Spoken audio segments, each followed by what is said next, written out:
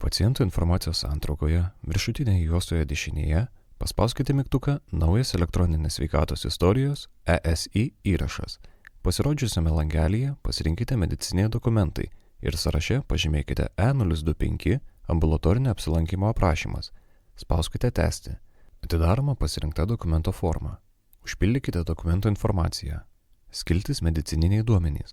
Paciento nusiskundimus ir ligos anamnezę galima įvesti laisvu tekstu arba įkelti iš kitų dokumentų, paspaudus šalia esantį mėlyną mygtuką.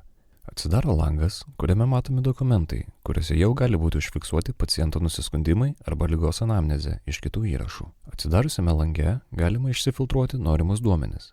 Pasirinkti vieną iš jų ir įterpti į ambulatorinį paciento apsilankymą, paspausdami mygtuką įterpti pasirinktus. Skiltyje būklės įvertinimo informacija aprašome paciento objektyvius būklės įvertinimo duomenis, o žemiau pagal poreikį pažymime paciento gyvybinių rodiklių duomenis bei ūgį ir svorį. Skiltis diagnozės. Šioje skiltyje reikiamas diagnozės galima pasirinkti iš diagnozių sąrašo, paspaudus mygtuką įkelti diagnozės iš paciento ESI arba paieškos laukelyje įvedus norimą diagnozę pagal būklės, ligos, pavadinimą arba pagal TLK kodą. Skiltis naujai nustatytos aktyvios alergijos. Rodomos paciento aktyvios alergijos. Taip pat galima užregistruoti naujas alergijas. Skiltis naujai nustatyti rizikos veiksniai. Šioje skiltyje galima įvesti naujus rizikos veiksnius. Pasirinkus rizikos veiksnį, iš pateikto sąrašo atsidaro rizikos veiksnio vertinimo forma, kurioje reikia užpildyti pateiktus laukus ir tai atlikus paspaudžiamas mygtukas tęsti. Tai atlikus, pasirinktas ir užpildytas rizikos veiksnys pridedamas į šią skiltį. Prie kiekvieno pridėto rizikos veiksnio yra papildomi mygtukai redaguoti ir pašalinti. Atitinkamai paspaudus šios mygtukus atsidaro koregavimo formelė arba rizikos veiksnys pašalinimas iš sąrašo. Skiltis tyrimų konsultacijų planas. Privaloma įvesti paciento tyrimų ir konsultacijų plano aprašymą. Skiltis atlikti laboratoriniai ir instrumentiniai tyrimai. Šioje skiltyje galite įkelti aktualius atliktus laboratorinius ir instrumentinius tyrimų rezultatus. Atsidariusime lange tyrimai atvaizduojami pagal datą, specialistą bei specialisto atlikusio tyrimą įstaigą. Pažymėjus reikiamus tyrimus, juos įkeliame. Tyrimo aprašymą galima papildyti laisvu tekstu. Skiltis E030 – psichikos duomenų priedas. Šis priedas matomas tik specialistui pagal jo teises.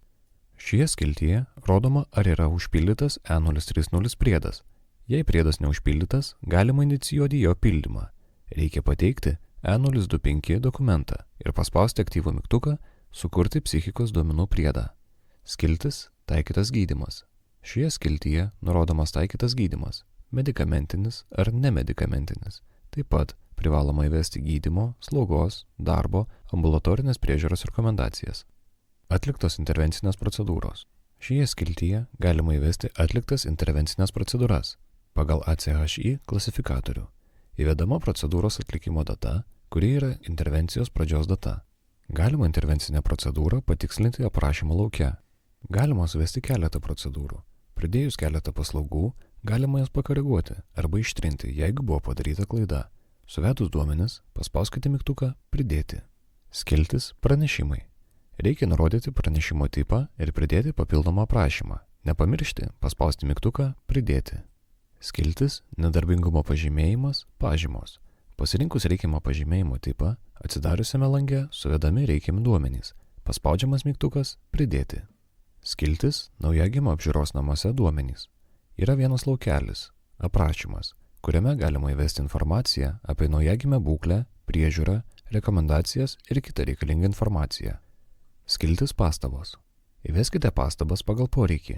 Šis laukelis gali būti naudojamas papildomai informacijai pateikti. Baigus pildyti dokumentą, galima pasirinkti vieną iš veiksmų. Norint išvalyti, paspaudus šį mygtuką bus išvalomi visi dokumente užpildyti laukai. Norint išsaugoti, reikia paspausti mygtuką išsaugoti ir bus išsaugotas užpildyto dokumento juodraštis. Norint pateikti pasirašymui, paspaudus šį mygtuką bus atidaromas pasirašymo komponentas dokumentui pasirašyti. Norint pateikti paketiniam pasirašymui, paspaudus šį mygtuką dokumentas išsaugomas su būsena pateiktas pasirašymui, o pasirašymą bus galima atlikti vėliau. Norint pateikti duomenis, paspaudus šį mygtuką dokumentas išsaugomas su būsena dalinai patvirtintas, o pasirašymą bus galima atlikti vėliau. Pasirašytas E025 ambulatorinio apsilankymo prašymas matomas skiltyje ambulatorinis apsilankymas.